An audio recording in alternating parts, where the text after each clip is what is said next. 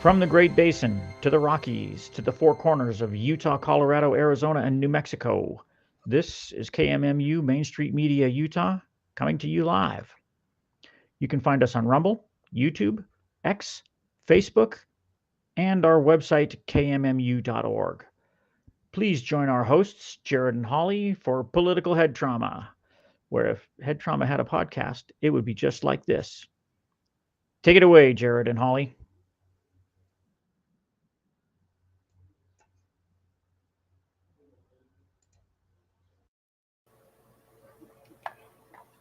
Hi, everybody. Checking on the mic. Except we don't have Jared and Holly today. We just have Holly. And hi, everybody. Welcome. And Mr. Producer. Mr. Producer is joining us today for a short time tonight. We are excited to welcome Rob Axson, who is the current Utah State GOP chair, and he is running to repeat another 2 years in that office, and we will have him on joining us shortly. And Jared is away today. He is doing his training with John Farnham and the rifle training. He's been so excited. So if you were able to tune in with us last night and hear a short, we had a week apart and now we got back together, had a little show. So if you missed that, do go to the Facebook page, Political Head Trauma, and check us out. YouTube, Rumble, and X through KMMU Media. And it's actually, what is it, Dwayne, Mr. Producer, on X? We are at Media Utah on X. What's your, you have an X, don't you? We have a Political Head Trauma, but we actually, we don't do our live shows, but now that I know that you have them, I will share them. I'll retweet them. So is that still a thing? And we're also on YouTube, and we're also on Rumble, and we're if you go to any of your whatever your favorite platform is and search KMMU, Main Street Media Utah, you'll find us. Okay. Excellent. Are we live on Facebook right now as well? You're live on Facebook. You're live on X. Well, I think Facebook is yours. We have a Facebook channel, but we don't broadcast on there. Okay, so I want to make sure that I can share this on Facebook, and so the people can join us there. Is there anything specific I need to do? Well, you need to let them know what your Facebook thing is. Hang on a second. Political Head Trauma. I just don't see it. I don't see it on my Facebook, on our Political Head Trauma Facebook page. Hang on. I'm gonna go and take a look for you. Okay. Thank you. Today's exciting, guys. We are really excited to talk to Robert Axson, and you tuned in hopefully a couple weeks ago where we invited Phil Lyman. And if you didn't get to see that show, that was 2 weeks ago. And I think it was 2 weeks ago, top of our page, April 18th, actually. Is it already May? It's May. Sorry. That's crazy. It might have been 3 weeks. Was it 3 weeks? I don't know, but we wanted to talk to both candidates, and so Rob has been generous to give us his time tonight, but he's been stuck in traffic. So if you're coming southbound from Ogden, you may want to buckle up, folks, because it's going to be a doozy getting back.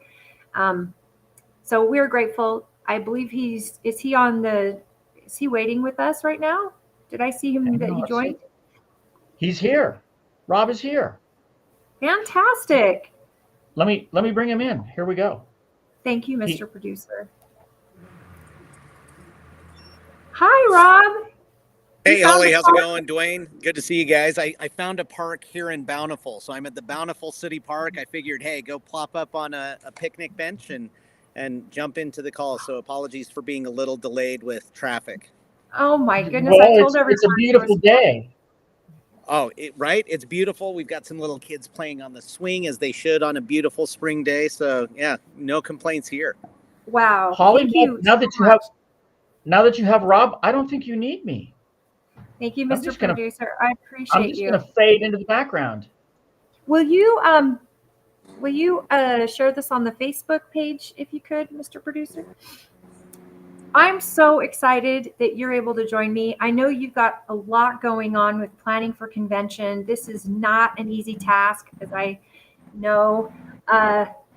So, first off, introduce yourself and tell us a little bit about Robert Axon.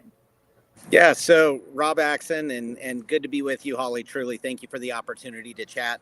I've been the party chair for the last 2 years, and more importantly than that, like most of the folks who are delegates and most of the people who live in Utah, I am lucky enough to call Utah home. I was born and raised here, aside from 2 years as an LDS missionary and 3 years working in DC for a member of Utah's federal delegation. I've lived here in Utah. This is where I get to raise my family. I've got 4 kids. My oldest is just about 16, so we're in that learn to drive stage. Little interesting.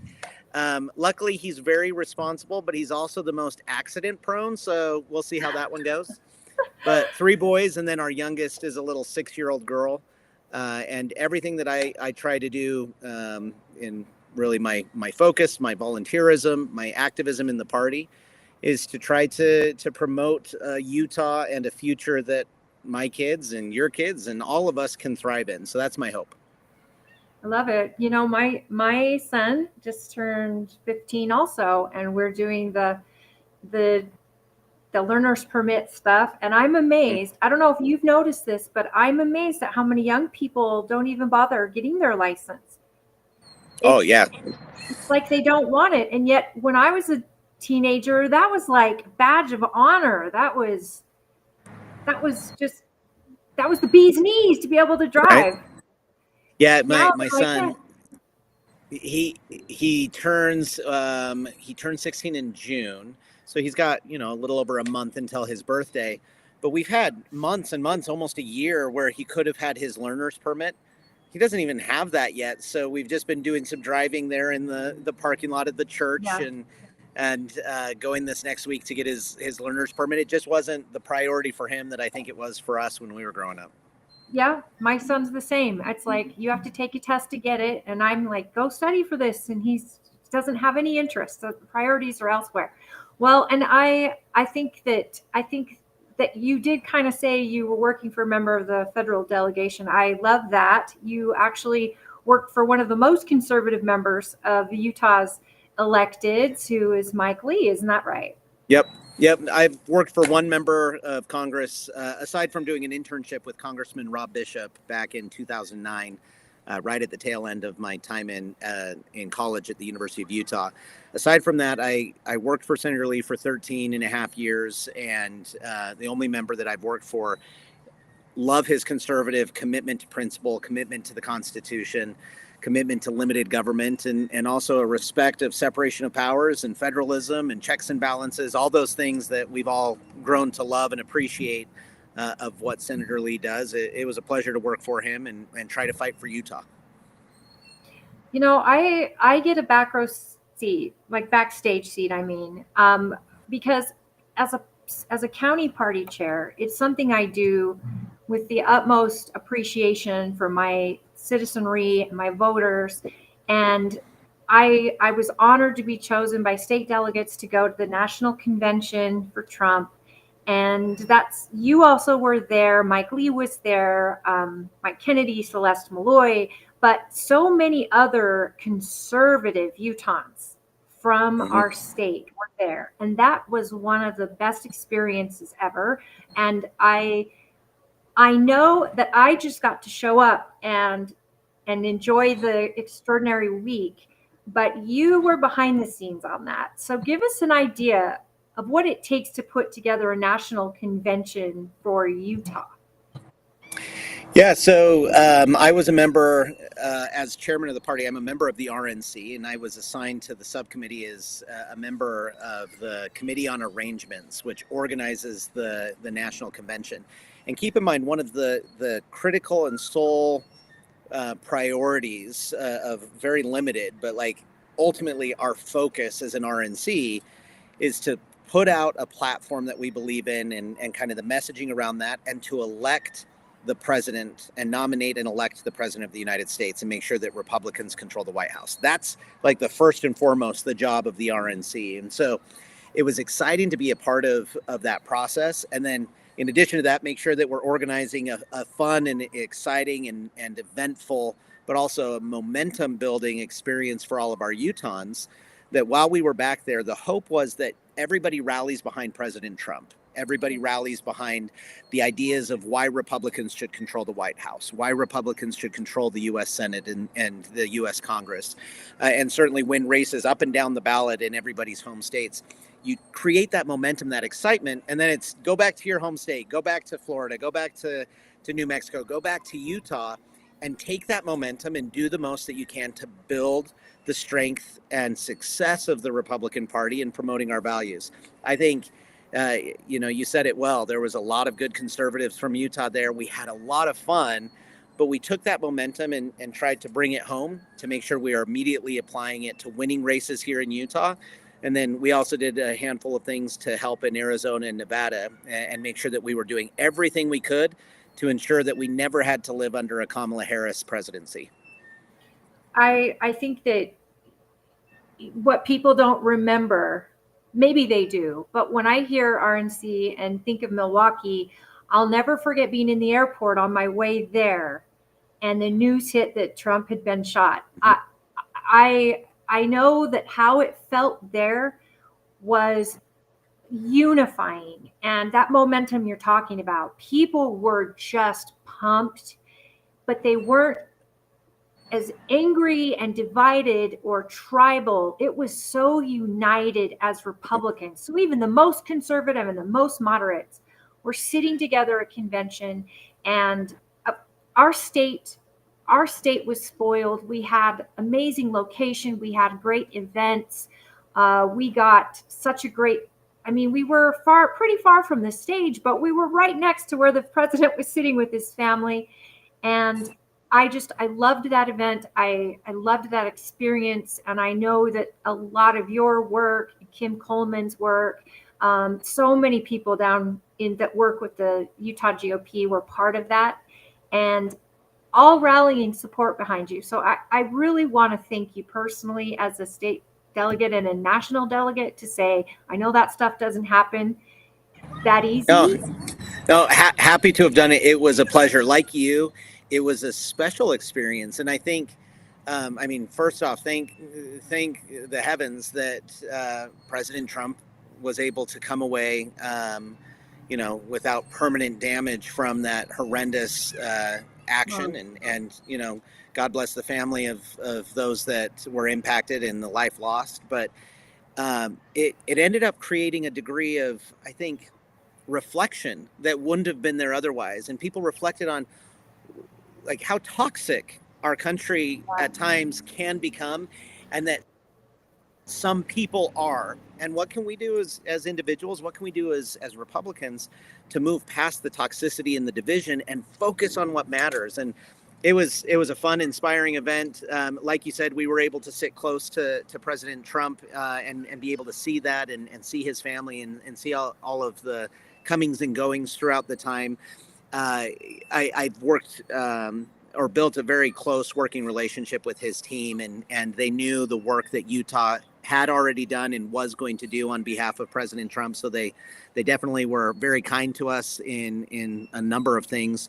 But I went away from that, and I think everybody from Utah went away from that a little bit more resolute and focused on what unifies the party and how do we move things forward. And I would love to see more of that more consistently across the country and certainly in Utah. Well, it's because of you I got to meet Don Jr.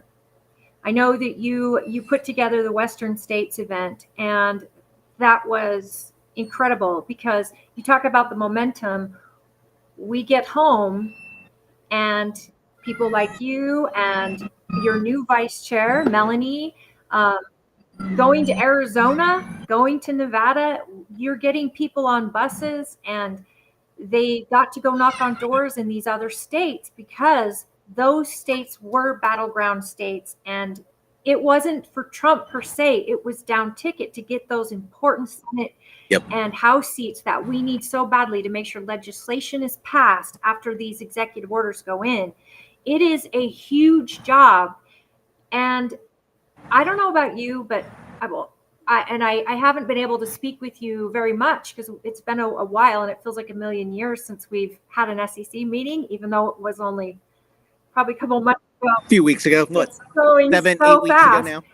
But I feel that we're getting to that place now where we're back to being tribal, and the GOP is now got it's fractured in places, and I can only imagine.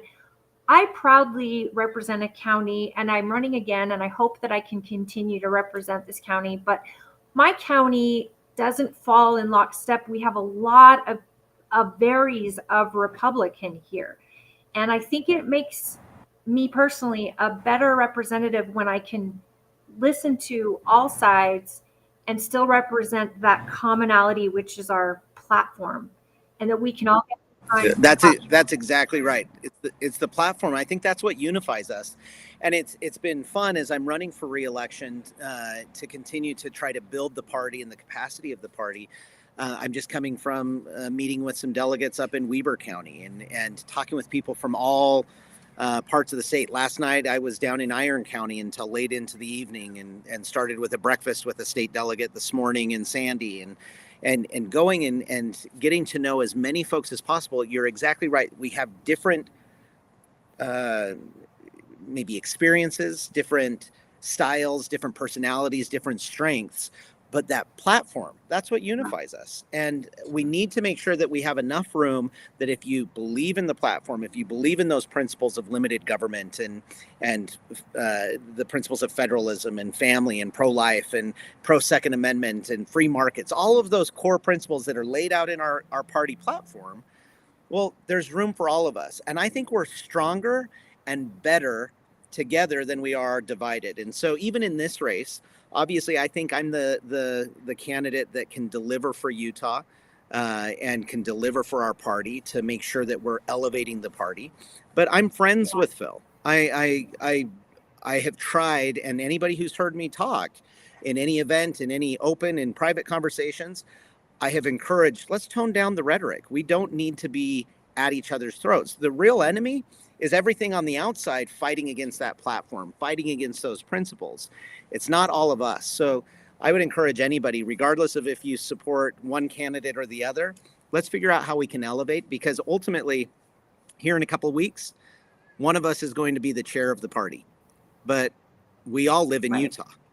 And it doesn't matter really what position any of us serve in. Ultimately, we want Utah to be a conservative, principled, red state. That's what I think is best equipped to provide for a successful livelihood and successful life for my fellow Utahns. That's what I'm committed to. Again, regardless of what position I'm in or not in, I think we all need to collectively work for that. But I hope to earn the support of the delegates. I couldn't say it better. Phil's an easy guy to like. And I have so much respect for even Republicans that disagree with me on issues, because what a world we live in and what a great state we live in, where that outside noise is still kept at bay, that danger. You're sitting in a park in a pretty busy city, and you're not having to look over your shoulder. We live in a community. Yeah, right. I know there's a park all over my county I can go to, and I'm comfortable and I feel safe. And what a great thing to live in this state and to know that we still have conservative values and they're still going forward. And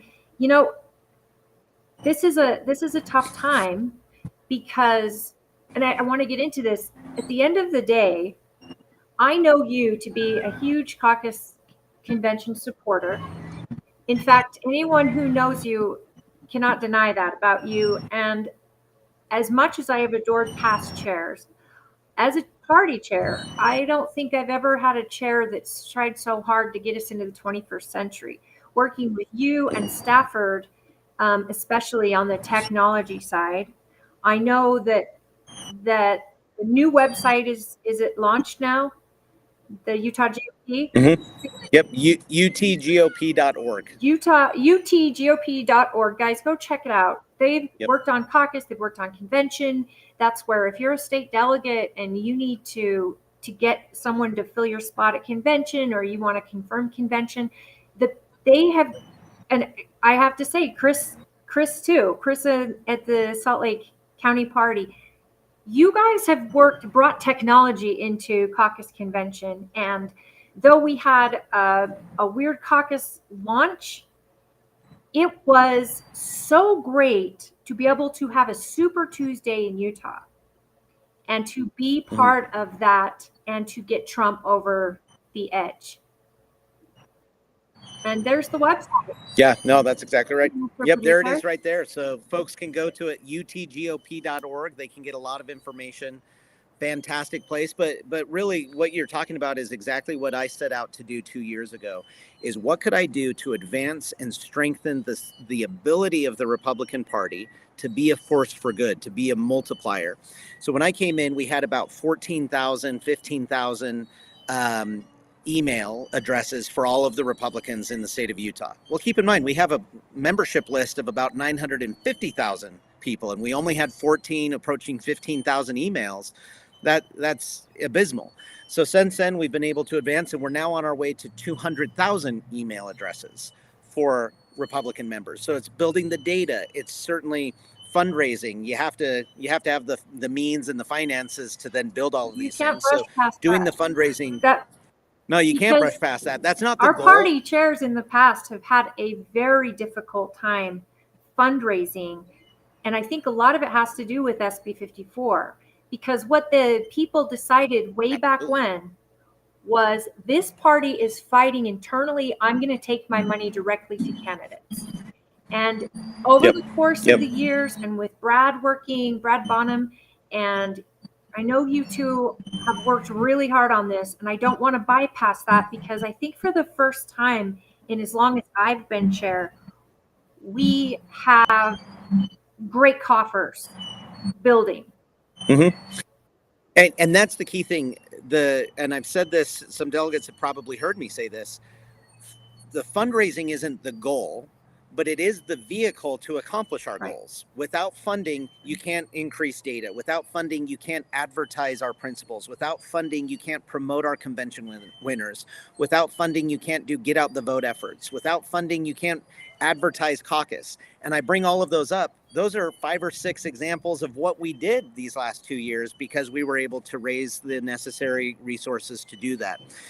You brought up the promotion of the caucus convention system. And like you said, I've been a supporter of that system my entire adult life. I went to my very first caucus shortly after returning from an LDS mission, and went to that caucus and realized this is in line with the actual foundational principles of our country. It's a republic. You find people to represent you, you support them, you engage with them, you can hold them accountable, not in an aggressive way, but you expect them to report to you. You expect them to hear your opinions, and then they go and represent you on the next tier, and then the next tier is represented by people elected from that tier. That is a republic. We are a constitutional republic in this country. We're not a direct democracy. The caucus convention system is a beautiful, wonderful system. I don't know of a better structure of creating that engagement and getting the results of empowering all of us as citizens, the sovereigns of our country, rather than just being dictated to from on top. In any state, anywhere in this country, I don't know of a better system than the caucus convention system. So you look, and since 2014, when SB 54 went into law, we have been severely impacted in our ability to fully maximize what the caucus convention system provides. And so a number of years ago, when I was on the State Central Committee as the Constitution and Bylaws Chair, about 6 years ago now, I crafted a bylaw, and the idea was, what can we do to continue to highlight and to bring attention to the results of our delegate process and the results of convention? And so we passed a bylaw 6 years ago that said that after convention, between the convention and the primary, the resources and support of the party would be solely available to the convention winners. So we got that passed. And like I said, that was something that I worked on and helped craft 6 years ago. Well, now as chair, 6 years later, I realize I'm in a position, let's do this. And for the first time, even though we've had 5 election cycles since the passage of SB 54, This was the first time last year where we leaned in, and we didn't attack fellow Republicans. We didn't, attack Republicans that maybe didn't get the convention support. We have a neutrality requirement that we shouldn't do that. And like Reagan, I think Republican on Republican violence is foolish. But we did deploy resources in excess of $200,000 worth of benefit directly to our convention winners, informing voters who they were, informing them of the support of delegates, promoting them with get out the vote efforts, helping kind of backfill some of their coffers, backfill some of their donor support, a host of things that we did. And I think it was the right move.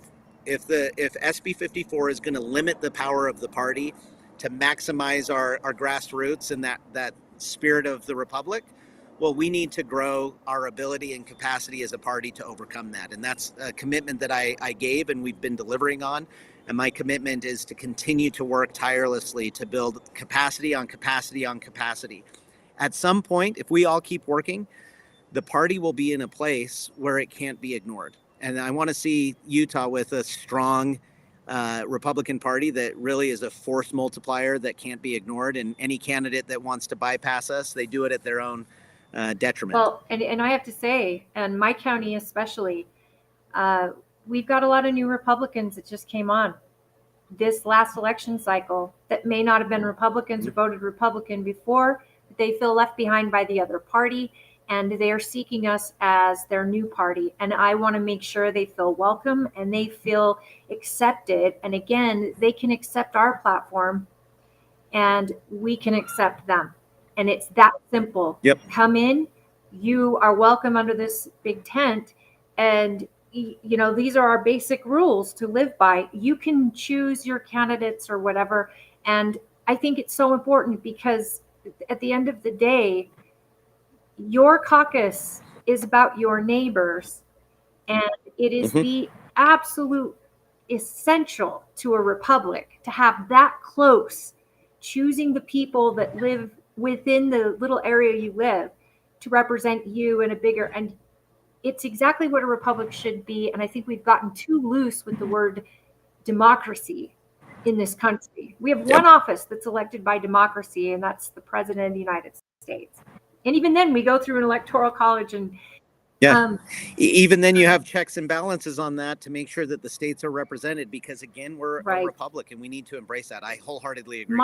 My goal also after SB 54 in my county was to do what you're talking about 6 years ago, and I believe ours was about that time too, is I just made it so when I have a convention winner at 60%, I think is the threshold, that we get to publicly endorse, we get to fundraise or, outwardly and publicly, because I was so tired of our delegates choosing someone, especially in our county, so just a huge wide margin, and then having to sit back and maintain neutrality until the primary. Because then what's the point of having delegates if what they say doesn't matter? So I think taking back counties, taking back their conventions, because honestly, none of us have jobs if there's no caucus convention system. And I think it's important, and I know you've said this repeatedly in SEC meetings, is that delegates need to get back to their precincts. When they get back to their precincts and report to their precincts what they've learned, because I believe that delegates do invest their time, their energy, their intelligence in getting to know these candidates one-on-one.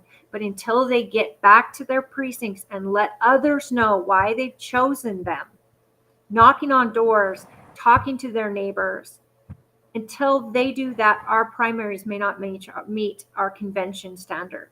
And absolutely. That was the knock on door campaign. You've had a couple of them through the SEC that Melanie and I went out in West Valley and knocked on doors. I know you had them in other states as well, but we did a down. We did them all across the state.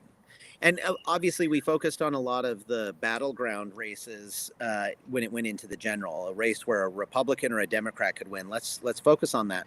But leading into the primary, we were looking for those voters that if they turned out, we wanted to make sure they were informed, like you said, of what the delegates had done.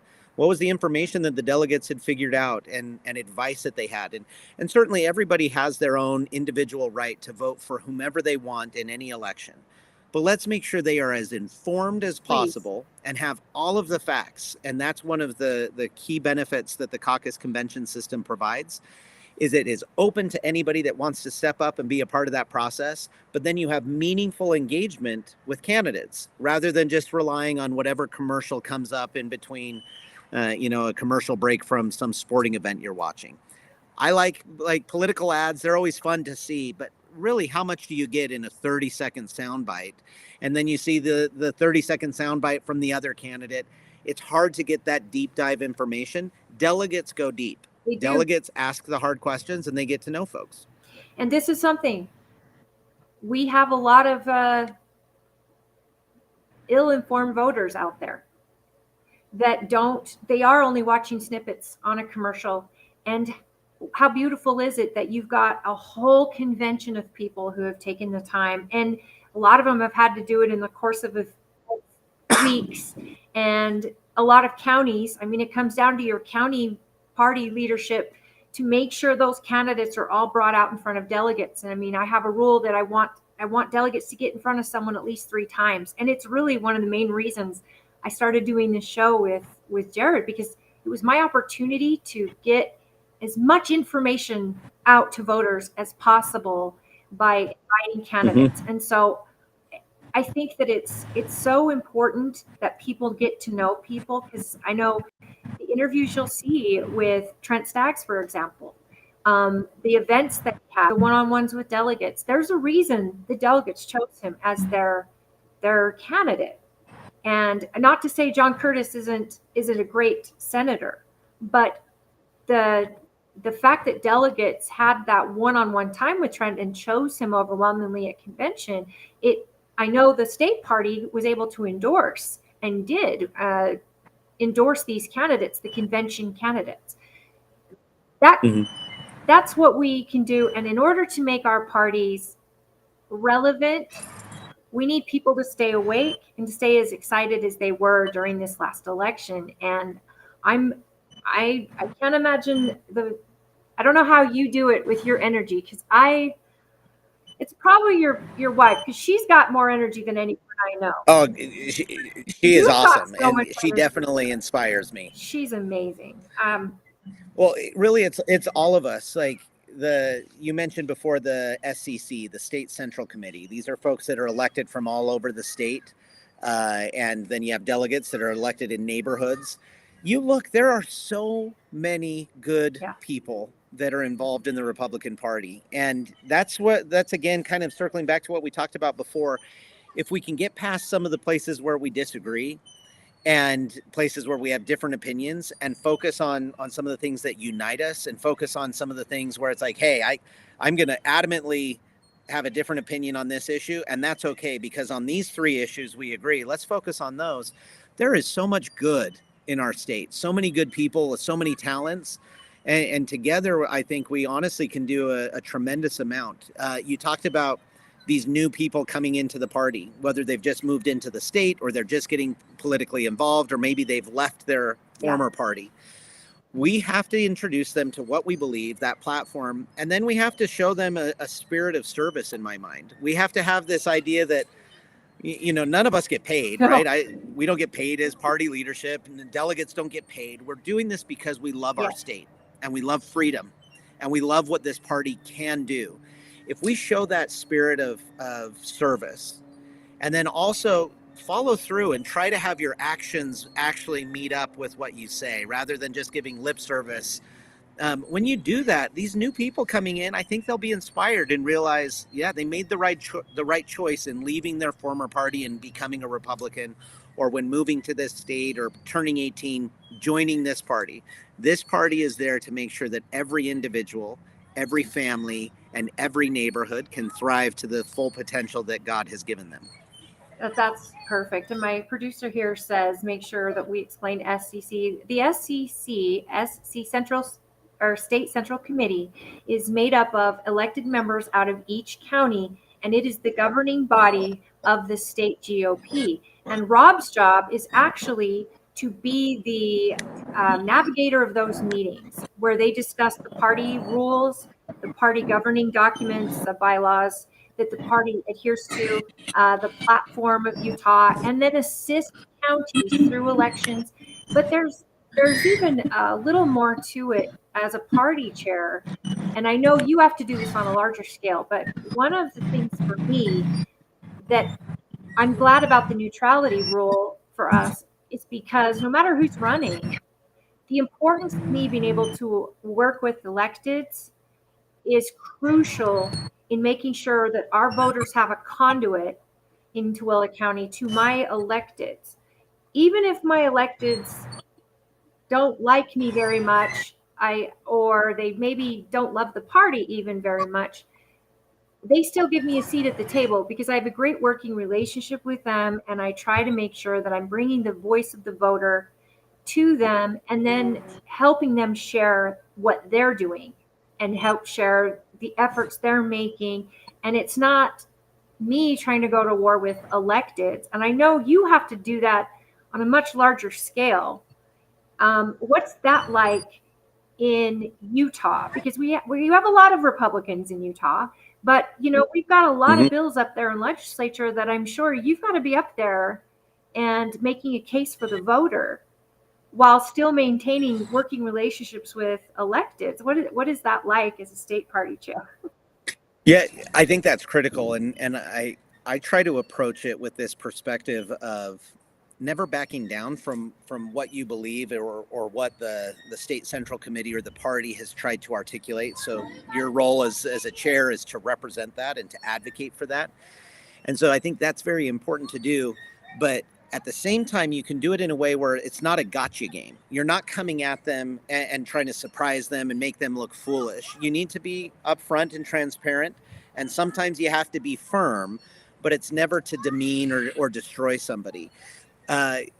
So after I left Senator Lee's office a couple of years ago, I do private consulting work, and luckily I can kind of set my own schedule and work on projects that I'm working on, and determine kind of how much caseload I have, so I can manage the time. And I was able to do that during the legislative session where I could carve out enough time.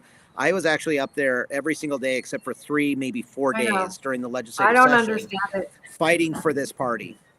And the nice thing is, because of my style of engaging with folks transparently and fairly, but still firmly, I'm able to get the meetings. I'm able to be invited into the conversation. I'm able to have a seat at the table.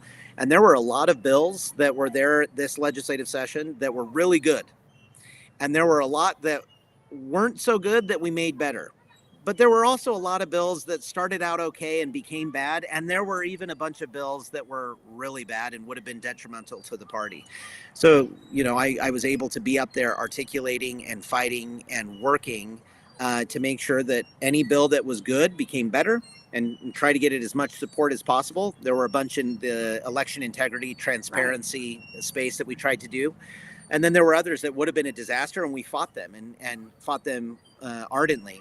I was able to work with a number of our chairs, yourself included, and a lot along the Wasatch Front, that it's easier to get up to the session, but even some of our rural county chairs in fighting for the Republican Party principles and platform during the legislative session. And I think we did a phenomenal job this last year. I was just going to say that. I'm grateful that you kept party chairs in the loop about what was going on, and invited us to come up and make sure that we were representing our county and being a face for the voters of our counties. And I'm not saying past chairs haven't done that, but in my memory, I don't recall getting those updates and saying, hey, here's the bill today. These are the legislators, come to this committee at this time. And it was really, again, it takes a lot on your front, because you have so much, you've got way more voters to represent than I do, but you also have to maintain those relationships while being firm. And again, at the end of the day, you need the respect of donors, especially who are going to put their funding back into the party, because the party is standing on principle It doesn't matter who's in legislature. It doesn't matter who's running for what. It's the principle and the party's efforts that they're fundraising for. And we need to get back to that. And I know Brad Bottom's done a great job on the national scale, and you've done a great job on the state scale, and you guys work closely together. I think you're exactly right. And I'll tell you, I think it's important for state delegates to ask what's the purpose and role of a chair. And the chair, in my opinion, the role of the chair is to elevate the party, to advance our principles, to advance our platform. And you're trying to elevate everybody to be their best self. We have people in the party who are activists, and they should be as effective as possible. We have people in the party who are donors. They should be effective. We have candidates. We have volunteers. We have people who like to talk to young people and educate them on what the Republican Party is. We have new people who are coming in. You have elected officials. Truly, there's 10, 15 different pillars of what makes up the Republican Party. In my opinion, the party chair's position is best executed when it's about elevating how effective all of those folks can be rather than just promoting themselves. And so that means when an elected official who you maybe disagree on a host of issues, maybe they are not with us on the idea of repealing SB 54, but on this issue today, they are fighting the right fight, we should have their back. We should be willing to support and promote the correct action from any of our Republican elected officials or candidates when they're right, because if we're only willing to let them have it when they're wrong, it's easy for them to ignore us. But if they know, like, hey, the party is being fair, the party is supporting me when I support the party platform, and they're opposing me when I oppose the party platform, it creates some continuity. It creates some ability for them to know how to navigate. And so that's what I've always tried to do. But I'll tell you, a big part of the success of the Republican Party is when we as a state party, and I represent the full state and the state party organization, and you and Tooele and 28 other counties, they fall under the umbrella of the state party. But the county parties is where the rubber meets the road. So a big priority that I've had these last 2 years, and what I am committed to continue to build the capacity for, is helping every county grow in its capacity, grow in its structure and systems and engagement with its community, because that's where the delegate process and the precinct organization happens, is on the county level. And if we have 29 incredibly strong county parties, that's when Utah becomes the reddest it's ever been and can hold back against any effort to undermine that. We need 29 strong county parties. So, from the get-go 2 years ago, in fact, you were one of them. I a number of times was able to send out county chairs and get them to meaningful trainings that the RNC put on and other organizations put on. We brought trainings into Utah. And truly, I think a critical part of our success as a state party is the success happening in the county parties. And most importantly, for the purpose of strengthening our caucus convention system, the success we have in organizing the precincts. That's where time and energy and money has to be spent. Well, I have to say, I've been a chair for quite a while and served under other state chairs.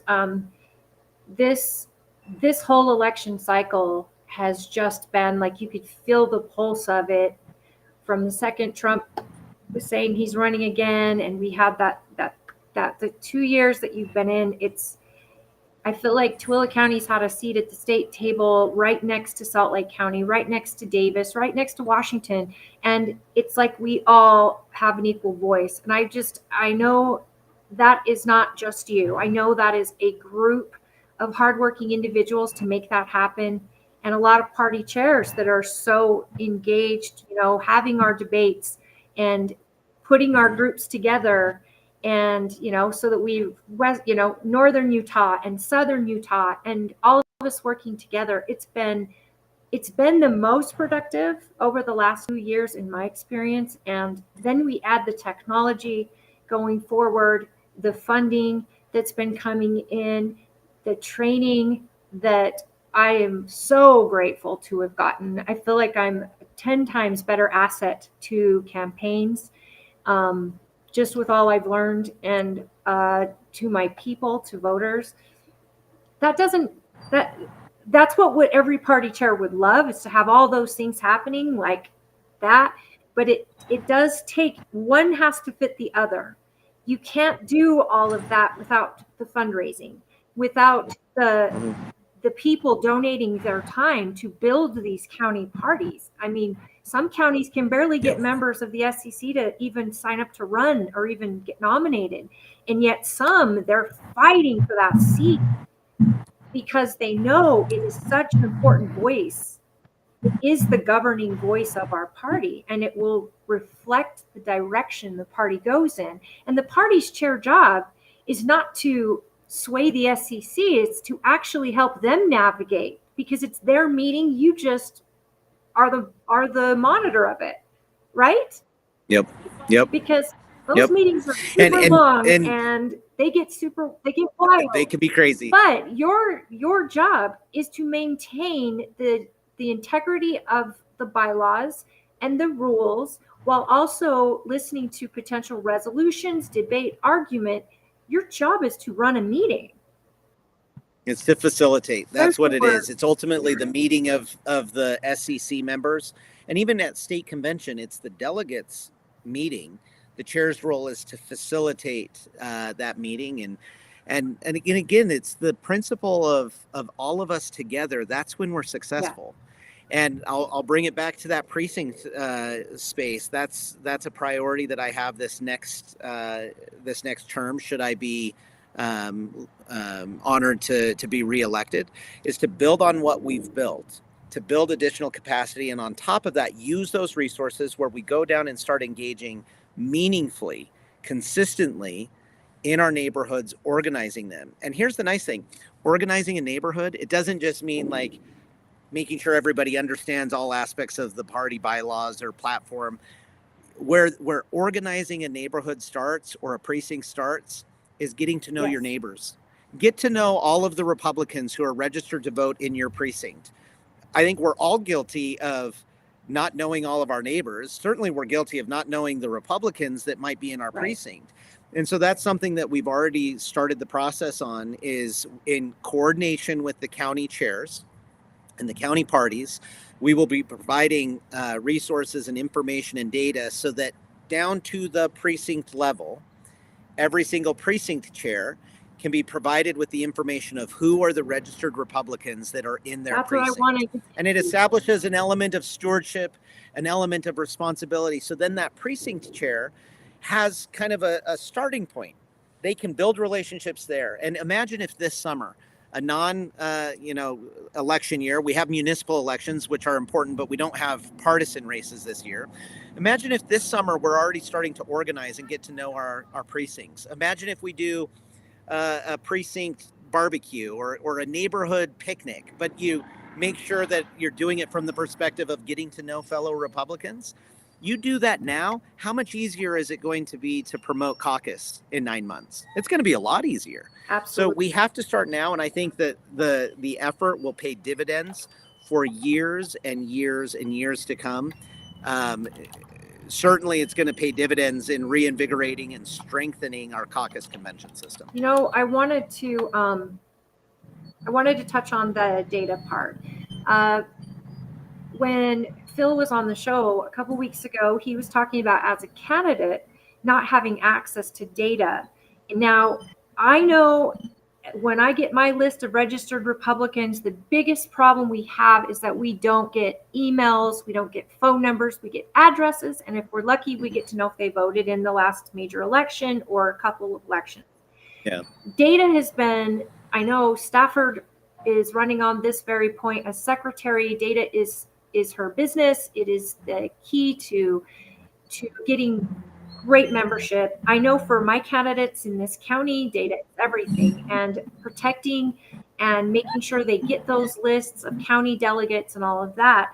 That is one of my major jobs, is to make sure they've got the right information. Now, my secretary, Christina, she's an amazing secretary, and she's constantly in touch with precinct chairs, and she hasn't gone through a caucus yet, but She's going through a convention now, and so she's got brilliant ideas to get precinct chairs to really engage with their precinct and give them their role back as the actual conduit, because that precinct chair is the conduit to both the county and the state party and the candidates who need them to be the neighborhood, transit system, if you will, to get the information where it needs to go. So when he mentioned that he had a hard time getting data, and he said there's an organization, or does the state party doesn't have access or wasn't giving access to all candidates. I know the state party gives access to candidates. I know the county party do that as well. I'll have to say on that one, again, I like Phil. He's wrong on this issue. He absolutely was provided all the data that you have. I mean, unequivocally, there was no data that the Republican Party had and that I had access to that was not made available to our convention winners. So in the lead up to caucus, the only information that is pertinent, in lead up to convention post caucus, the only information and data that is pertinent for that race is the delegate information. So all of the candidates really need the delegate information. So what I wanted to do, because in the past I had seen, a candidate files and they have a file sent to them. And then another candidate gets an email with a file. It's like an Excel spreadsheet. It's like, oh, that was sent to them. And then let's say we make some updates because we got some new information. We have a new Excel spreadsheet and another candidate gets the new one. What happened is you had candidates getting different pieces of information at different times. And that didn't make sense to me. So what we did is we instituted a system and a process where any update was made live and all of the candidates were given access to that database. And so that meant any time that there was an update to an email address or a phone number that was bad and we fix it with the correct phone number, that update was made available to everybody at the exact same time. So that's what we did with the delegate information in the lead up to convention. After convention, that's when we turned on access to the rest of our data, but we only turned it on to our convention winners. So if somebody was a candidate who qualified for the primary ballot through signatures, but did not have convention support, they never received access to this data. So the rest of the data we made available to all of our convention winners, including Phil Lyman. He is correct, and I haven't seen the video. So what he may have been talking about is there's more information and more data in like private companies and vendors. He's absolutely correct. And those private companies, they charge a ton of money, and some of them, a ridiculous some of this data I've even seen, it's a little scary. I don't know where they get it from or what means they use to get it, but it doesn't feel, I mean, I'm sure people pay for it. I know data is number one commodity in the country or the world, but I don't feel great about the data when I've seen it and I've actually denied or just said, you know what, I'm not going to do this. It just doesn't feel great. Well, I'll give you an idea on that. When I first came in as party chair, like I mentioned at the beginning of our conversation tonight, there was only 14 or 15,000 emails that we had for Republican members, and yet we have very close to 1 million, like 900 and the high 900,000 members of the Republican Party here in Utah. But we only had 14,000 emails. It's ridiculous.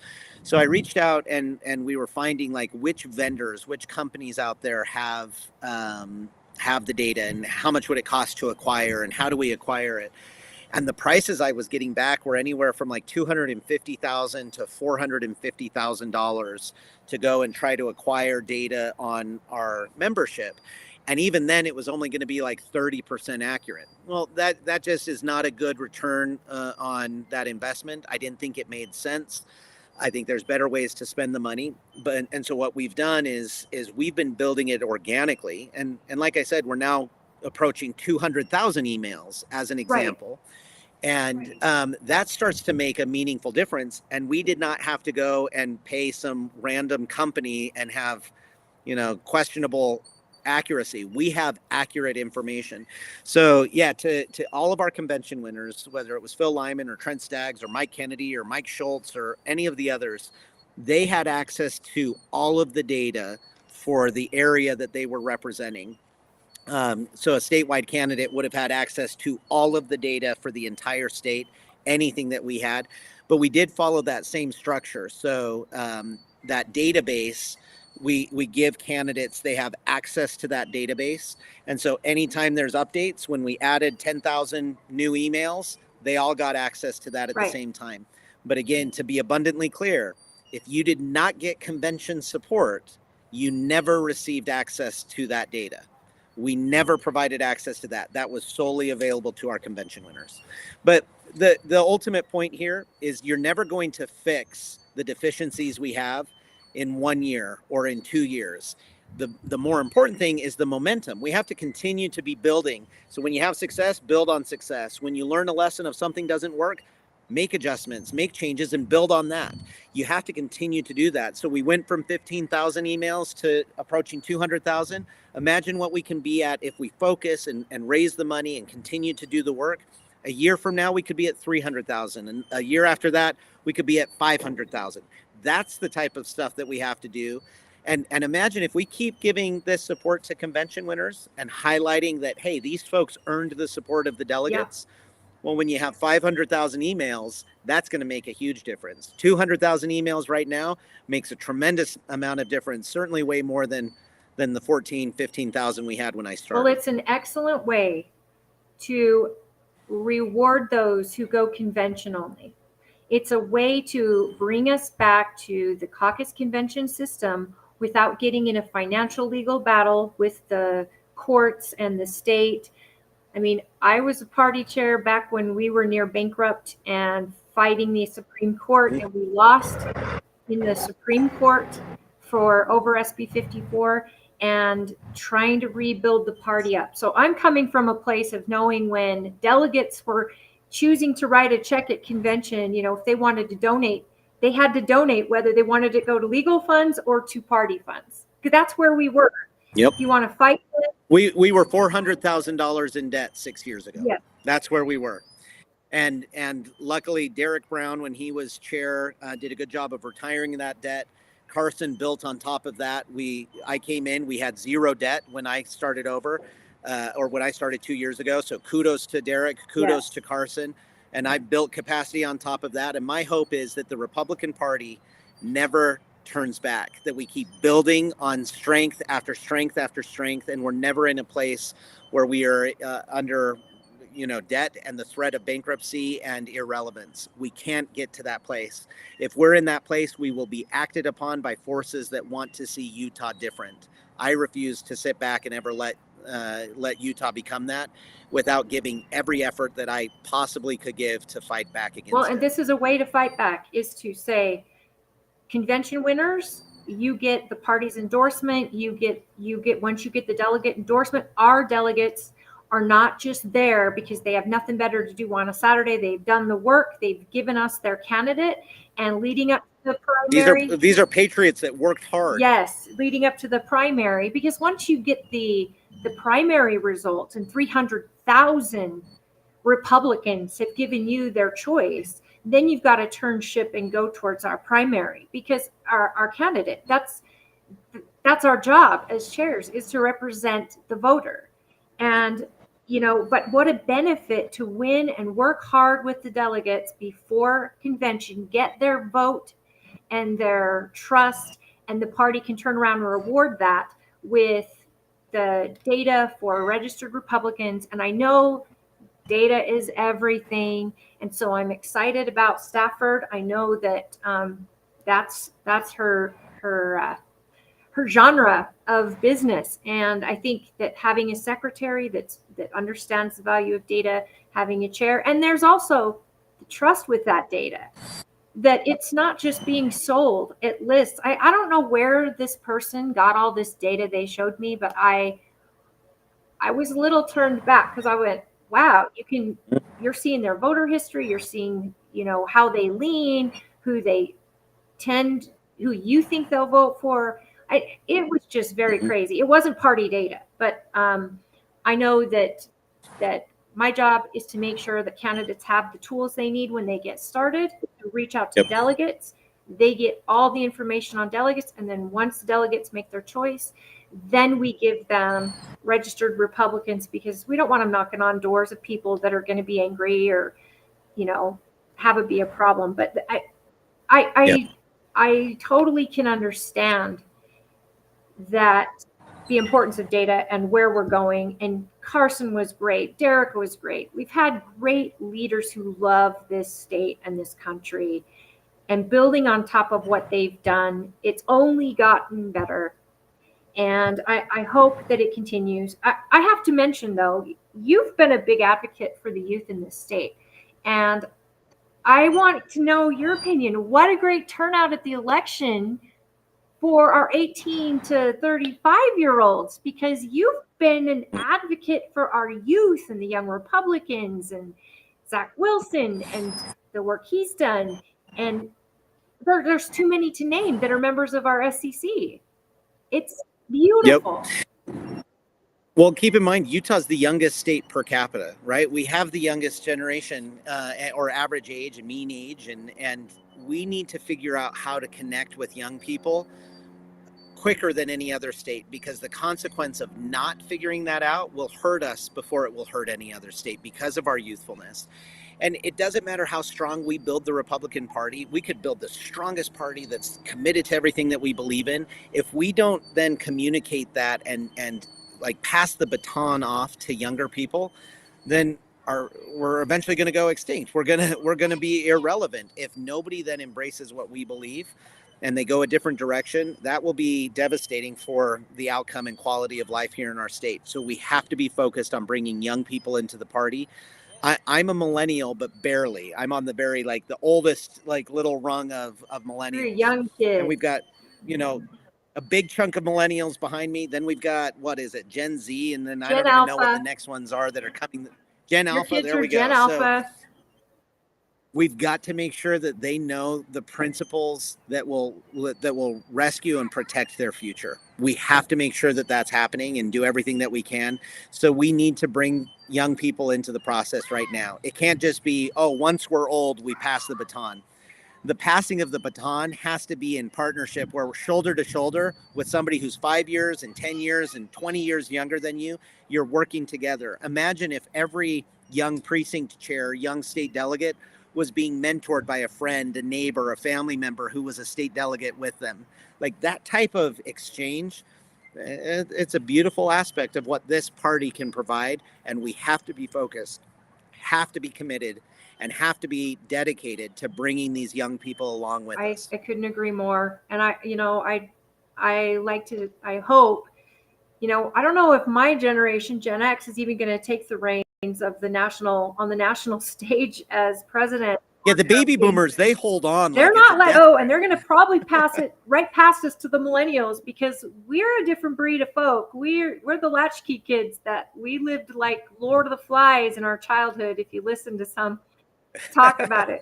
But it's a really important thing that we've got young people. And Mr. Producer is telling me, you guys are just children. He's been trying to pass the baton for 30 years. I love him. Oh, that's funny. It is one of those things, though, that there's something. Can you hear me? You broke up for a second and you've kind of frozen a little bit, but I can hear you now.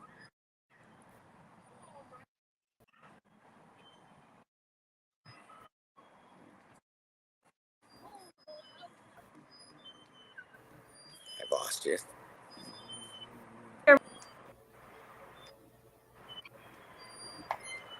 Can you hear me now? I think you're coming back. Yep, you're coming back. Oh my gosh, that was so weird. I'm so sorry. Sorry about that. Nope. Technical Mr. glitches Producer, always can you hear happen. me? You're good. You got some bandwidth issues, Holly, but you're coming and going. So keep smiling. Well, I don't. No, you're just lagging. How about now? I have a suggestion. You're still lagging a little bit. I have a suggestion. Log out and log back in. Your bandwidth is glitching. Well, can you Well, hear your me eyes now? are blinking. You're okay. Can you guys hear me? Yes. Because I just had a bunch of programs Yeah, running on my computer. you're just all of a lagging. sudden. Okay. Well, how about now? You're lagging. Your lips are moving and the words are coming later. Okay. Well, let me try to log back in. Let me And you stay on with. give that a try. Give that a try. Okay. I'm not sure how to do that. Exit out, and then you can come right back in, and that should clear your cache. Okay. Will do. I'll be right back. Dwayne, talk to Robert. So Dwayne, where are you from? Well, I'm people ask me that. I go, I'm from California, and then I have to hesitate because that's not a good sign here in Utah. Well, how long have you been here in Utah? I've been here for 10 years. Okay, you've been here a long time. And do you live out in Tooele then? I actually live in Heber. Oh, beautiful. Well, that's the nice thing about Utah. You could live in Tooele and you've got beautiful views and lovely places. You live in Wasatch County, you've got beautiful views and lovely places. Like, this state is pretty spectacular. Well, I died and went to heaven when I moved to Utah. Okay. I don't disagree. I had no idea about the caucus system, and I started learning about it. And I'm going, this is the best thing since sliced bread. So I dove in. I'm a state delegate. I do tech for a whole. I did websites for half a dozen different candidates during the election season, and so you are absolutely right. Data is critical. I'm a DBA. I'm a database administrator. I started out doing stuff for the Navy, and so I'm a SQL DBA. Cool. So I know data, and you can't. That can be the difference maker. You can't keep the data clean. It's not possible because everything changes so fast. Constantly. You have to keep massaging it, and that's where you organize the precincts, and we have that relationship, that back and forth. If our precincts are organized, when Sally down the street gets a new email, her precinct chair knows, and her precinct chair can share that with the county. Like that back and forth will be infinitely more valuable and beneficial to the party than just trying to go and acquire data here or rely on data from the state voter rolls or something. Oh man, the state voter rolls are a mess. I've worked with a bunch of people on voter integrity, on election integrity.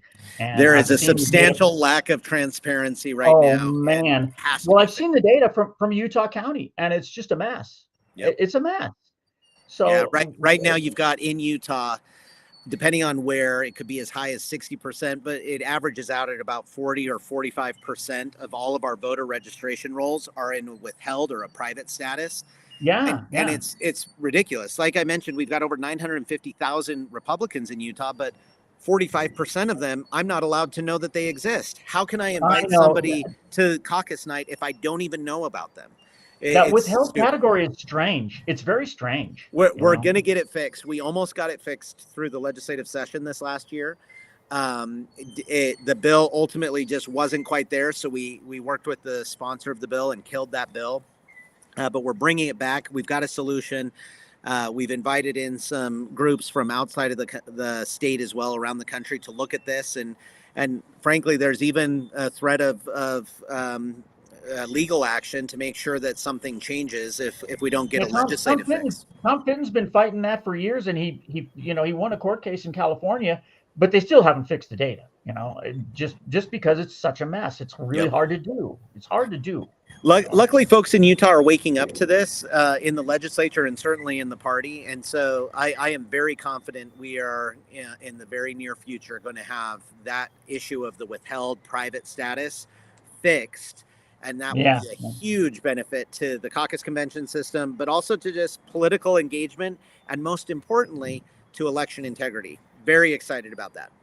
Well, and I just love this caucus system. I had no idea. And I moved here and I learned all about it. And I'm going, this is the best thing since sliced bread. It's pure. It's pure republicanism. Yep. Pure. Yep. It's okay. I'm gonna. Holly, looks like you're back. I'm gonna disappear. Hey, Thanks thanks, for Dwayne. talking, Good to Rob. get to know you. Thanks Thank for you, talking. Dwayne. Sorry about that. Dwayne is such a great guy. I hope that you'll get an opportunity to meet him and hear some of his stories about how he decided to become a Republican, because he's a self-proclaimed hippie, and he went to Germany or East Berlin, I guess. I'm sure he can share back when there was a wall, and he realized how terrifying that it is when you can't be a free thinker, and what Yep. Information gets fed to people in communist government. It's terrifying. So with all of that, I know that you've got how much time do you got? Because I don't want to keep you too long. I do. I've got a few more Excellent. minutes. So yeah, let me know anything else you want to Well, talk about. I want to talk about bringing caucus into the 21st century. I have constantly tried to think, because a county like mine, we don't have a lot of money in the coffers. We're not like Salt Lake City or even St. George. I mean, their budgets are nothing like mine. And I still feel like we've got a really good convention caucus system. It always needs work. But I think the number one thing is to educate Utahns about what caucus convention is. Please, if you don't know what caucus convention is, go to utahgop.org, right? That's the website. Yep, utgop.org. Exactly. utgop.org, and check out the website. I think you guys have done a great job trying to explain it. And this is the thing, these type of small videos and YouTube videos and things are so important. When I meet new people who want to join the party and work on the party, I always bring paper and a pen, because I try to draw for them, because in my brain, how it works, running to, going to your caucus, choosing a delegate, and choosing a precinct chair, and show them the kind of chain of events that happen to bring us to a convention, that bring us to a primary, and then election day. And I don't know that everybody understands it, because it's such a rare thing. So you guys have been building on that, and I'd like to hear what else you see. I mean, this is the first year the first caucus this last time, where we had people pre-register for caucus.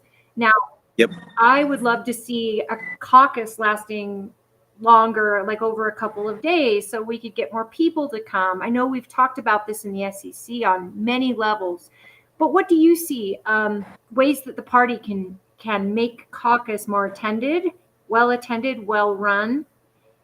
Because once we our delegates picked, then the party chairs and party leadership can take over in the counties and create these meetings, and campaigns to come out and to meet with people. Yeah, no, great question. I think the thing that we have to do in really kind of building for the caucus convention system to be relevant for years and decades to come, and to continue to be this force multiplier, is we have to be willing to listen.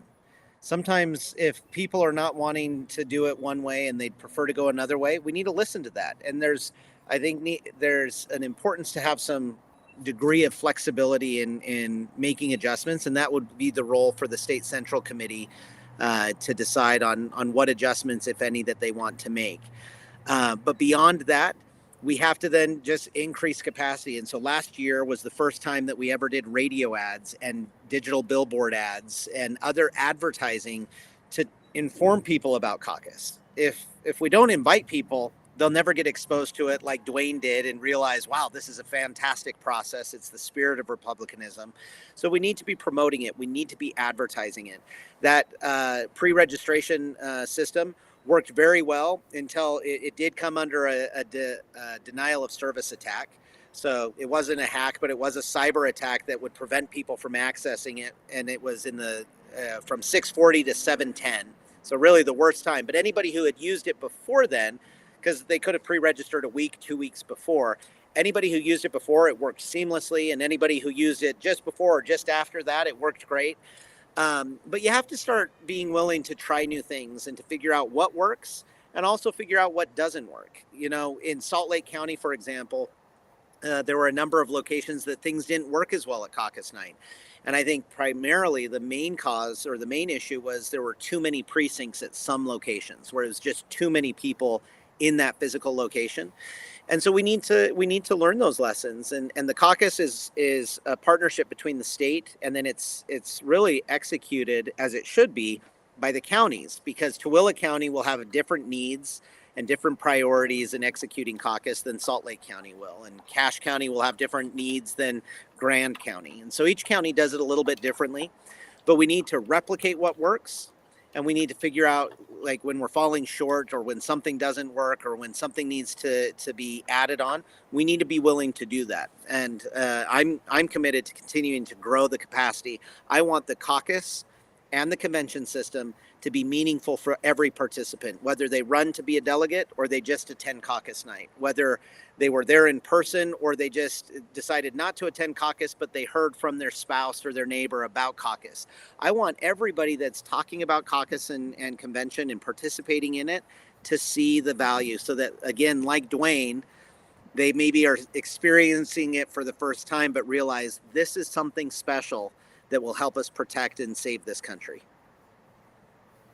I couldn't agree more. I'm curious, did you think that it was a great thing doing Super Tuesday with other states? Do you think that it wasn't? What did you learn from that? Well, a couple of things. I think it certainly created more precinct level engagement that was very positive. I know there are some people that advocate for the party to take a more active role in conducting our own primaries. Well, this was a chance for us to learn what works, what doesn't work, to gain some of that experience. So I think it's worth having done it. But certainly the SEC in 4 years at their next presidential election year, they'll need to decide for themselves and have that discussion again. Do we want to do it at caucus or allow the state to do it? When you allow the state to do it, there's some convenience that comes from that, but you're not building the party. You're just letting the state administer something.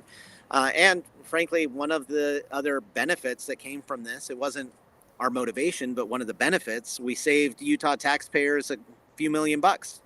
It costs between $2 and $3 million to administer a primary for the Republican Party. They didn't do that. We saved them a lot of money. So as a fiscal conservative, I think that's nice. Again, that was just a secondary or tertiary benefit. It wasn't the focus. But the other element, I've had some people say, well, how dare you put the presidential election and the presidential primary in a caucus? Why would I have to go to a caucus? I should have the right to vote on that. What most people don't realize, every political party has a nominating process for the office of president if they put forward candidates for that. They completely own that process. And the Republicans, the Democrats, all of the major parties, the Libertarians, they're all the same way. The snapshot, the poll, a presidential preference poll, whether conducted at caucus like we did last year or done through state-funded and expensive primary balloting of mail ballots, it's still the same thing. You're just getting you're getting a sample. You're getting a snapshot of where people are. Ultimately, it's the national delegates at the national convention representing their state who elect the nominee. And so nobody's vote on caucus night actually elected the presidential nominee for the Republican Party or for the Democrats who did it through a state-funded balloting process. You're saying, I hate to interrupt, but are you saying the Democrats got to choose their nominee? Good point. You're exactly right. That is a funny one. But hey, here's the nice thing.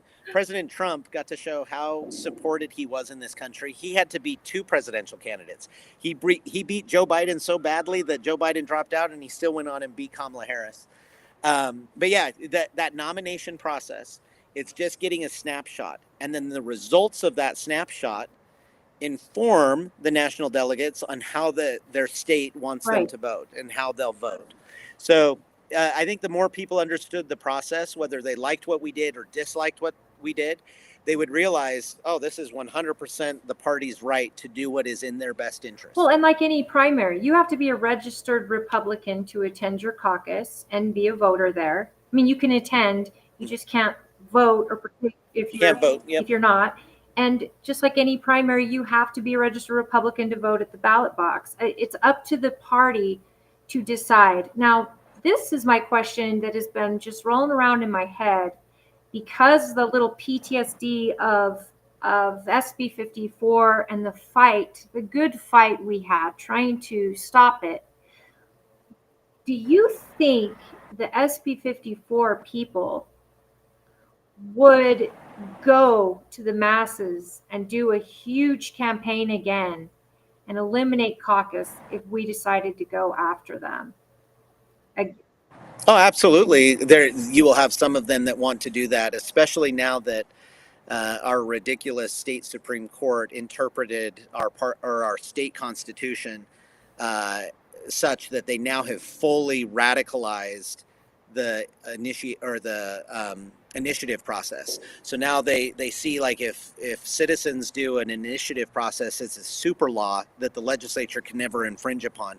It's quite ridiculous. So we absolutely have that threat, but that's where I think we overcome that by building the strength of the party, by having a large fundraising operation where we perfect the data and perfect the system and support our candidates and promote our values and promote our principles and bring in more participation.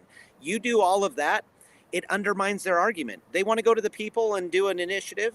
They have every right to do that, but we will have the organization, the strength, and the understanding among all of our membership around the state of what we are and how that would be an attack against our very system of government that has benefited this state. If people like living in Utah, they should start asking themselves, why do they like it so much?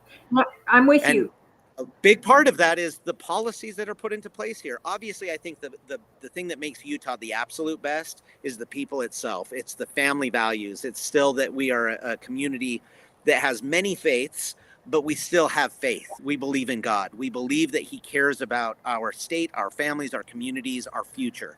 We believe that traditional values matter. All of that is what makes Utah special, but it expresses itself in public policy. And who has been in control for the last many decades? It's the Republican Party. Can we do better? Absolutely. Do we fall short at times? Constantly.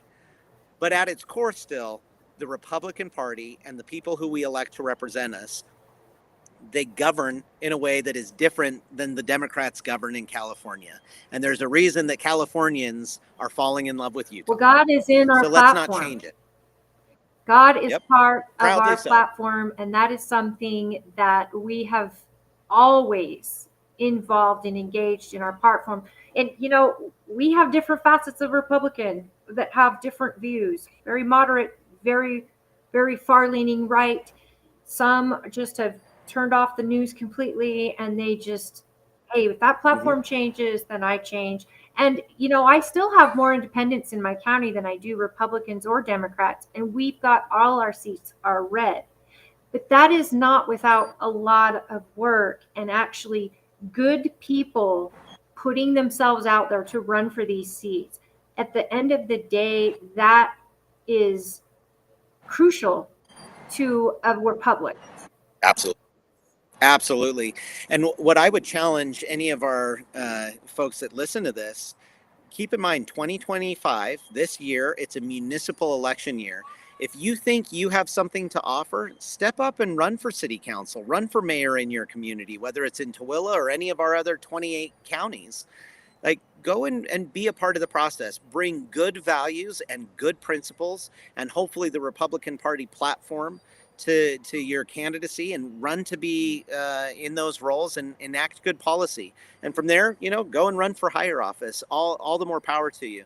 But anybody that wants to get to know what the Utah Republican Party believes, you and I, we've talked about the platform time and time again. Go to utgop.org, and you can go up in the top menu, a drop-down menu, and it says Governing Documents. Click into there. You'll see our party constitution and party bylaws. But again, that third thing, that most important thing to understand who we are, is the party platform. Pull that up, read it, get to know it.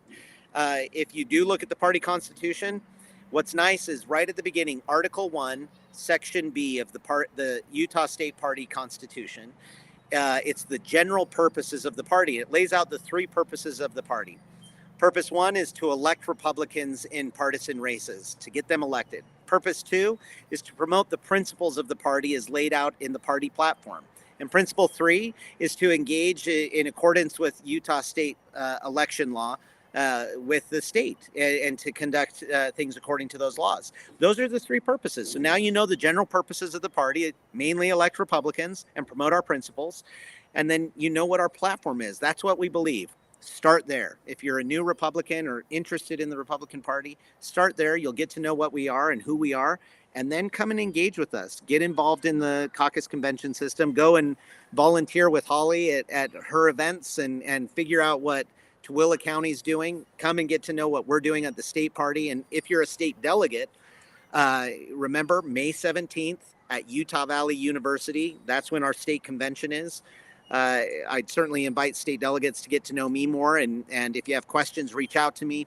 My website is rob@robaxson.com. And there's an S in there. So AXSON. rob@robaxson.com is my email. The website is robaxson.com. So check me out, get to know me, and do the same with Holly. Yes, please. And if you are not a delegate, but you want to get engaged, the state party is always looking for volunteers. And if you Absolutely. go to the Facebook page or utgop.org, there's a place for you to sign up to be a volunteer or to contact them and let them know. Volunteers are always needed, and you want a very smooth convention. It's got to come from volunteers. We live and breathe. We need about 100 more. There's 300 volunteers. We've got about 200, I believe, ready to go and beginning training. We need about 100 more volunteers. And it's a great way for folks to go and see the state convention, come and be a part of it and help us execute that. I'll tell you, if you've got a spouse or a sibling or somebody that's going to be a state delegate, come and be a volunteer with them. Then you get to hang out with your mom or your dad or your husband or your wife. They can be the state delegate, you can be the volunteer, and we can do good things for the state of Utah there at the state convention.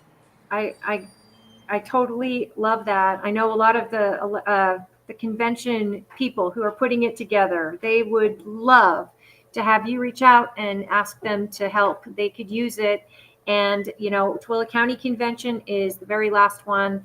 I think out of all the counties, we try to do it close to state convention. So that's on the 15th.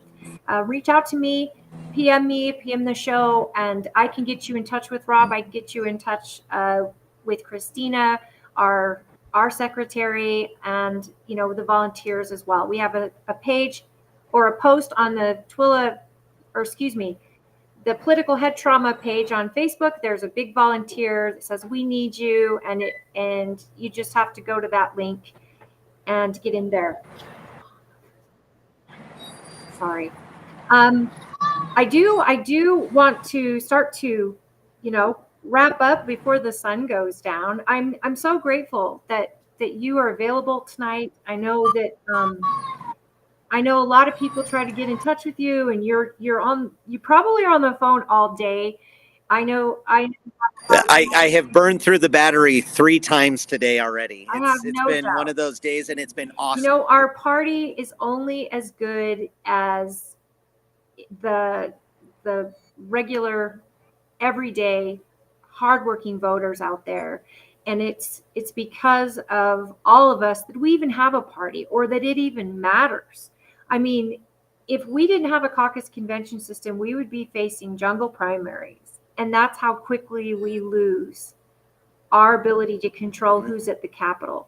And I think that, I know that it's something you've always believed in. I know because I worked with you when Mike Lee, as a party chair, that's how I knew you, is through Mike Lee's office. You were the guy making sure Mike Lee was getting in front of delegates, and Mike Lee's a huge proponent of caucus convention.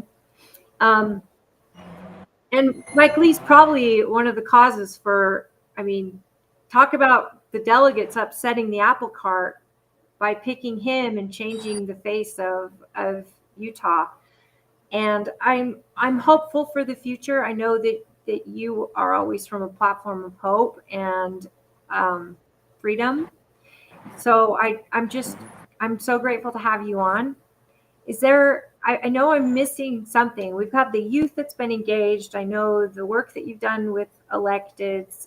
I know the work you're doing getting us into the 21st century. These were things that are valuable to me. And I think it's so nice to hear another party chair's experience on steroids, because it's so different on a state level versus my little county. But No, you've been killing it just as much as I have, Holly, and like I've mentioned, we will succeed when we are together. We will succeed when we unify around the platform. We will succeed when we let differences be important, but only as important as those differences are, and not to the detriment of throwing away all of the other good when there is good to be had. Frederick Douglass has a saying, and I'll botch it, but it's I will work with anybody to do right, and I will work with nobody to do wrong. And I would challenge all of us, figure out what's the right that you can do, what's the right that you can do with somebody, and how can you invite them to do what is right. And when somebody's doing something that's wrong, doesn't matter how close you are, if they're a Republican, if they're a Democrat, if they're not political, don't play in that space. We don't need to be doing anything that's wrong. Focus on what is right.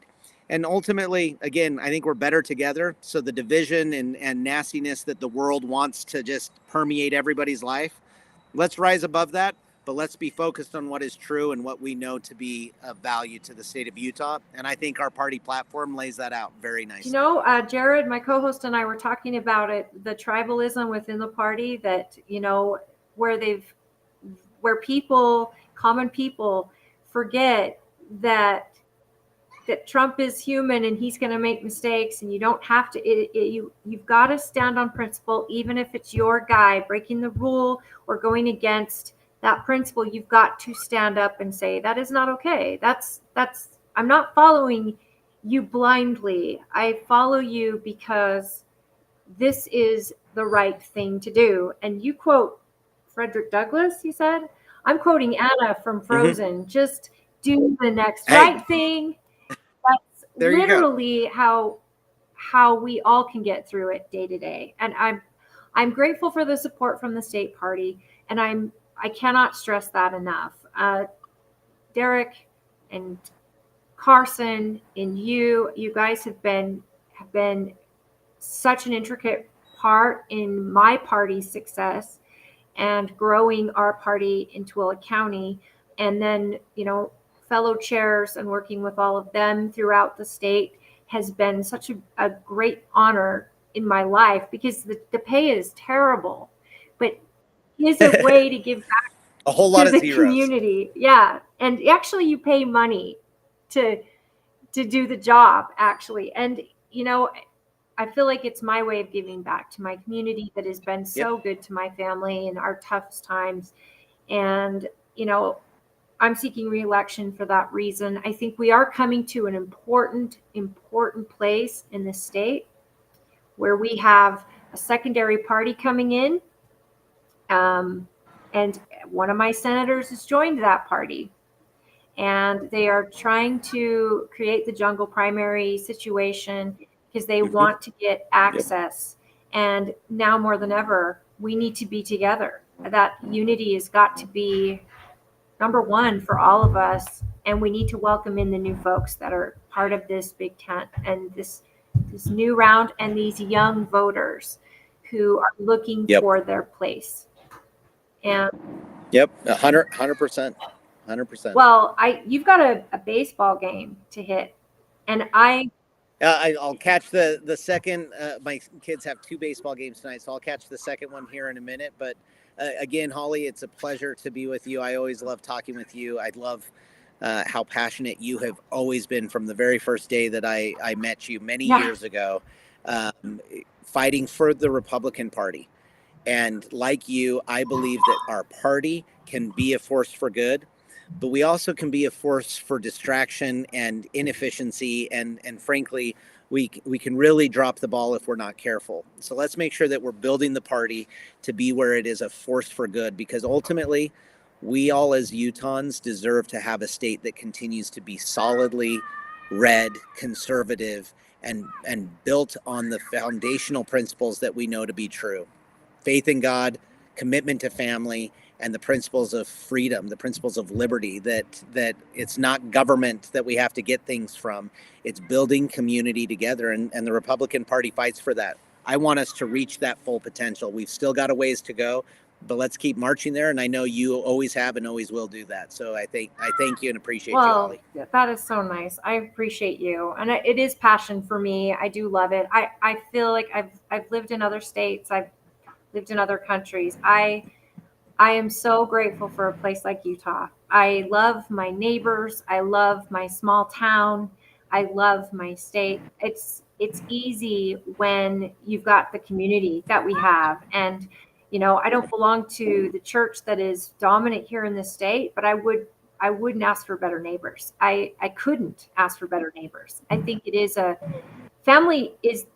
we were talking about this on our show last night. Family is the absolute saving grace of this nation, the family unit. Mm-hmm. And when you live in a state where there's a faith that focuses solely on that, it is the truth that your family and how it stays together will be able to overcome most of the hardships in this world. And, through good times or bad times, if you've got a family that is bonded together, you've got everything. And this state fosters that. And I hope that people don't forget that. And they remember that it starts with families, and then it's neighbors, and then it's cities and communities, and then it's counties, and then it's states, and it's country. And if we look at it like that, it's easy to get, to hone in on what's important. I want to thank all of you who have tuned in tonight on this special episode.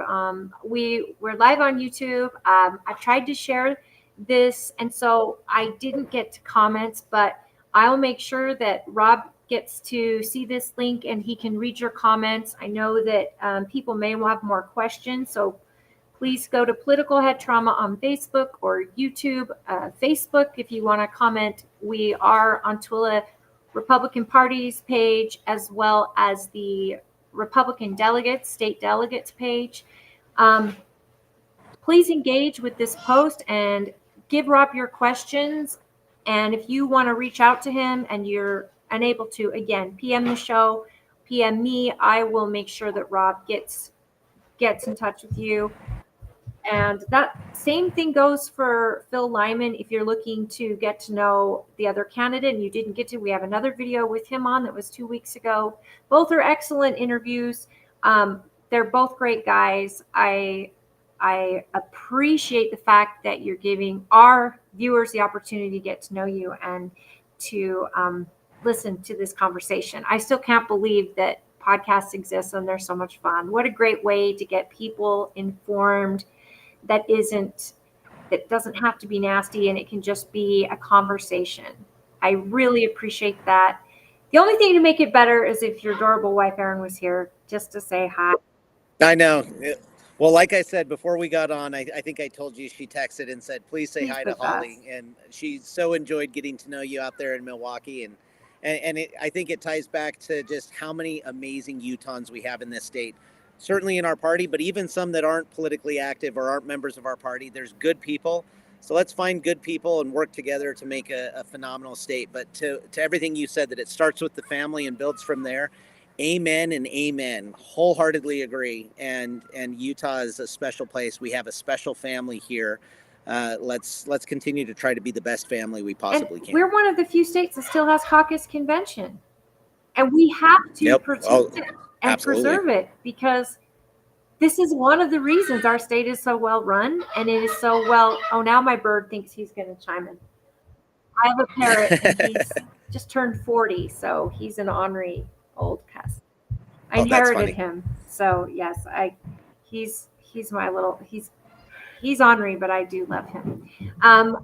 For everybody, thank you. Please share this video if you would like to let people get to know the candidates that we've had on here. Please attend your convention as a delegate. If you were elected by your neighbors and you can be there, please do. If by chance you cannot attend, get in touch with your precinct chair and make sure your precinct chair has gotten in touch with the party secretary or worked on the precinct portal. Another thing that you guys have added for parties to be able, for county parties to be able to make sure all their delegates get there. Your precinct, your voice is so important, and we want to make sure that it is represented at state convention. And it is on May 17th, starting at what time? So credentialing will begin at 7:30 and go on throughout the morning, and then the call to convention is at 10:30. So 10:30 a.m. Make sure you're there at least an hour early to get credentialed, but you could be there as early as 7:30. There's booths, chance to talk with candidates, come and ask me questions, ask the other candidates questions, but then we'll kick it off at 10:30. And convention's a great time. Make sure you bring water, make sure you bring some snacks, and bring a pen, because we are doing balloting through paper ballots. That's what I had directed the party to do. And the convention committee, and so bring pens. We'll have some extras, but if everybody forgets a pen, we might be a little delayed. So I didn't even ask you about that. This is the first time in a long time that I can recall that we're doing paper ballots, and this was something determined by you guys, right? Yeah. So I decided. I'm a big fan of paper ballots. I like paper ballots. Last year, with the sheer number of candidates and number of races that we had, there was no logistical way to do it. Plus, the state central committee had passed a bylaw that makes it harder to comply with that bylaw with paper ballots. We figured it out this year, and last year I had committed to folks that, hey, in the organizing year, there's not going to be the number of races. We won't have the need to absolutely do electronic. And multiple rounds. So let's do paper. Yeah, there's not going to be all of that. And so we were able to do it, and we figured out a way that I'm excited for folks to see, that we can count them quickly, we can count them accurately, and with that bylaw, we can still comply with being auditable. So it should go pretty smooth, but it's a way to showcase that paper, in person, show a voter ID at credentialing, balloting works, and we can apply that to other elections throughout. They do it in other countries, and they get results at that same evening. It's so strange that I love it. I know it's a lot of work for our volunteers, but I think it's important, and I love that we're trying it. And I mean, of all the races to try it on, your very own, I mean, that's great. I mean, that's really great. Yep. You do it, and you trust that it's going to be accurate. And whether I win or lose, the party needs to be successful. And that's what we all need to think of. It can't be just about ourselves. Even my race, it can't be about me. It can't be about the other person. It's about what do we do to build the party and to be strong. And trust in the accuracy and transparency of the balloting process, and things are going to work out just fine. I thank you, friend. I thank all of you. Wear comfortable shoes to convention.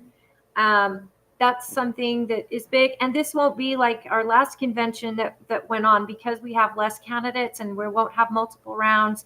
And like I said, these convention chairs and the people running convention, they listen to your feedback, and they try every year to make that better. They listen to party chair feedback. They listen to delegate feedback. And these committee members are investing so much of their own time and stuff to make this convention great.